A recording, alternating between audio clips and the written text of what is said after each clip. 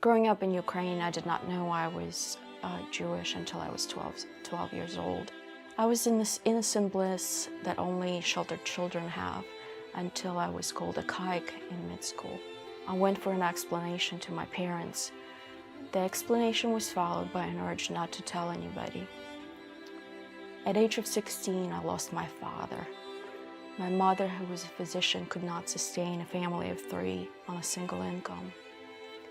Luckily, the newly formed Jewish Cultural Center was distributing food boxes from America. This box indicated members of our extended Jewish family cared for one another, even though some of us were afraid to admit that we were Jewish. Not until I immigrated to the US in '94 and ended up in Birmingham, where we had some extended family, did I begin to acknowledge that I was Jewish. This recent self-realization allowed me to immerse into the Nashville Jewish community, which in turn presented me with an opportunity to go on the Jewish Federation of North America Young Leadership Mission trip to Israel this past summer. I felt at peace. I was in a country that was made of people just like me. Israel was my country. We visited multiple sites that were financially supported through the Jewish Federation of North America. One of such sites was the Ethiopian National Project Youth Outreach Program.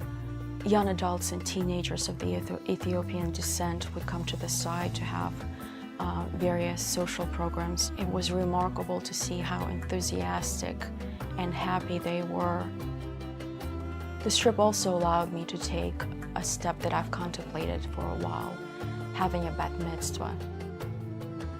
The ceremony is a rite of passage, where you become part of a larger community with 1,000 years of history of survival against oppression, pursuit of justice, knowledge, and family. I could not stop crying during the B'nai Mitzvah ceremony on top of the Masada at sunrise. We were exhausted because we climbed up to 1,000 feet up the mountain, but we also were awestruck by the sight that was before us. The sunrise, the Dead Sea, the beautiful sky. I was able to share the experience with my new friends who had very similar stories of coming of age. I wished my family was there. When I finally told them about my bat mitzvah, they were very happy, proud, and very emotional.